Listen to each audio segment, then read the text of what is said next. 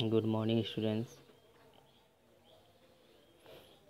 आज हम हिंदी व्याकरण की पाठ 5 पढ़ने जा रहे हैं, जिसका नाम है विराम चिन्हों के नाम। ठीक है। विराम चिन्ह वे चिन्ह जिनका प्रयोग वाक्य को भलीभांति समझने के लिए किया जाता है, उन्हें हम विराम चिन्ह कहते हैं। इस पाठ में हम लोग विराम चिन्ह के नाम और उनके प्रयोग के बारे में जानेंगे। बच्चों, आप लोग जानते हैं कि विराम चिन्ह का यदि प्रयोग न किया जाए तो वाक्य को समझने में बहुत ही परेशानियां होती हैं। चलिए तो इसको हम लोग समझते हैं। यहाँ पे देखिए, कुछ यहाँ पे दो अनुच्छेद लिखे हुए हैं और दोनों को आप लोग अच्छे से इसको समझ देखिए। यहाँ पे लिखा है, जैसे फर्स्ट में, बच्चों आज मैं आपको अपने बारे में कुछ बातें बता रही हूँ। मेरा नाम सिमर है। मैं अपनी माँ से बहुत स्नेह करती हूँ। मेरे घर में माँ, पिताजी, दादा दादी, चाचा चाची और गुड़िया दीदी रहती है। हम सभी कभी कभी साथ में सुबह सैर के लिए जाते हैं। क्या आपको भी सैर करने जाना अच्छा लगता है? यदि हाँ तो मैं कहूँगी वाह, यह तो बहुत अच्छी बात है। देखिए, इस अनुच्छेद में कहीं भी विराम चिन्ह का प्रयोग या अन्य किसी चिन्ह का प्रयोग नहीं किया गया, जिससे हमें वाक्य को समझने में दिक्कत हो रही है कि कौन सा वाक्य कहाँ से कहाँ तक का है।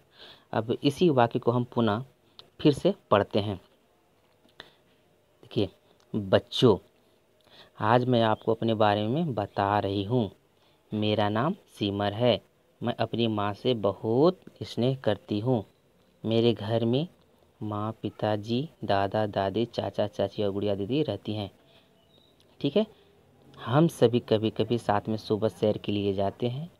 क्या आपको भी सैर करने जाना अच्छा लगता है? यदि हाँ तो मैं कहूँगी वाह, यह तो बहुत अच्छी बात है। तो इसमें आपने देखा कि कुछ चिन्हों का प्रयोग कर हम अनुच्छेद को पुनः लिखने से आपको मेरी बात सरलता से समझ आ गई होगी। इन चिन्हों को कहते हैं विराम चिन्ह। आइए विराम चिन्हों के नाम और उनके प्रयोग के बारे में हम लोग विस्तार से देखिए। नाम कुछ दिए गए हैं, जैसे दिए गए हैं पूर्ण विराम, अल्प विराम। ठीक है, एक बार फिर से ध्यान से देखिएगा। जैसे पूर्ण विराम का ये चिन्ह है।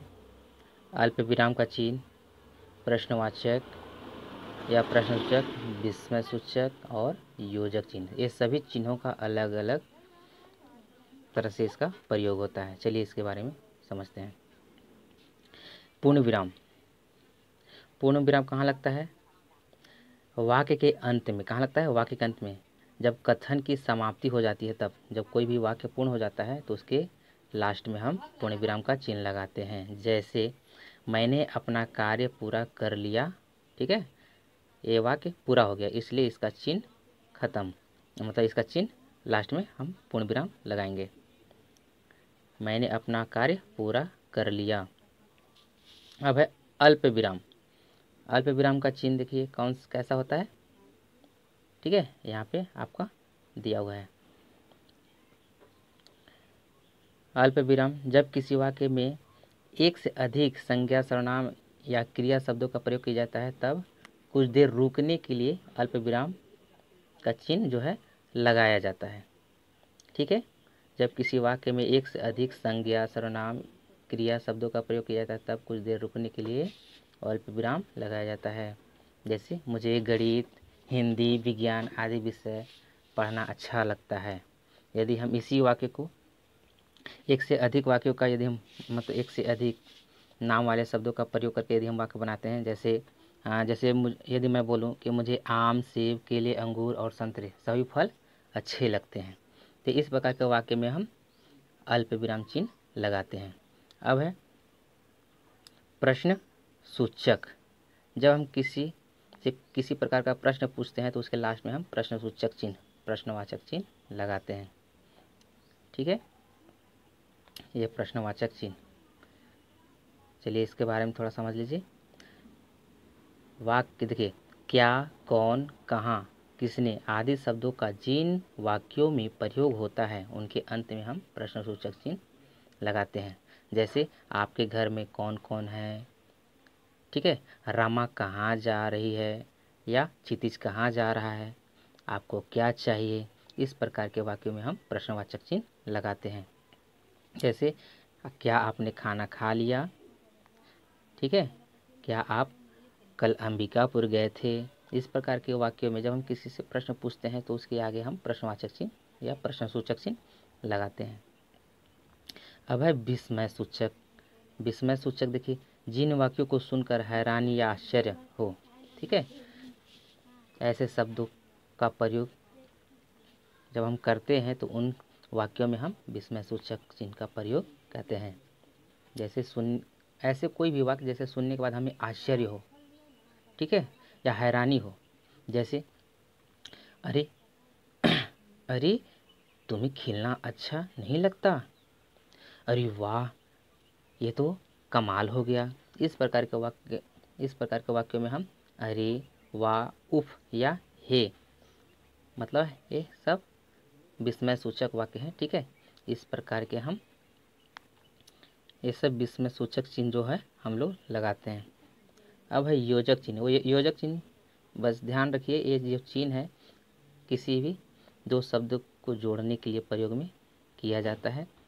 इसको समझ लीजिए, दो शब्दों को जोड़ने के लिए योजक चिन्ह का प्रयोग किया जाता है। जैसे राखी धीरे धीरे चल रहा है, राम और श्याम खाना खा रहे हैं, ठीक है। इस प्रकार जैसे मेरे माता पिता कहते हैं हमें सदा बड़ों की आदर करना चाहिए। जैसे माता पिता, जब दोनों ये दोनों शब्द के आगे क्या लगेगा, ये दोनों शब्दों के बीच में क्या लगेगा, ये योजक चिन्ह लगेगा। जैसे माता पिता, जैसे राम श्याम। जैसे अब इसी प्रकार जैसे यहाँ दिया है राखी धीरे धीरे चल रही है, धीरे धीरे, मतलब ये दो बार प्रयोग हुआ कोई शब्द तो उसके बीच में हम योजक चिन्ह लगाएंगे, ठीक है। चलिए एक बार फिर से इसको हम लोग दोहराते हैं। वाक्य के अंत में पूर्ण विराम लगाया जाता है। पूर्ण विराम कहाँ लगाया जाता है, वाक्य के अंत में। और अपनी बात को दूसरों तक पहुँचाने के लिए विराम चिन्ह का प्रयोग किया जाता है। क्या, कौन, कहाँ, किसने आदि शब्दों का जिन वाक्यों में प्रयोग होता है उनके अंत में हम प्रश्नसूचक चिन्ह लगाते हैं या प्रश्नवाचक चिन्ह लगाते हैं। आगे है कि दो शब्दों को जोड़ने के लिए योजक चिन्ह लगाया जाता है या प्रयोग किया जाता है। जिस वाक्य को सुनकर हैरानी या आश्चर्य हो उनमें विस्मय सूचक चिन्ह का प्रयोग किया जाता है, ठीक है।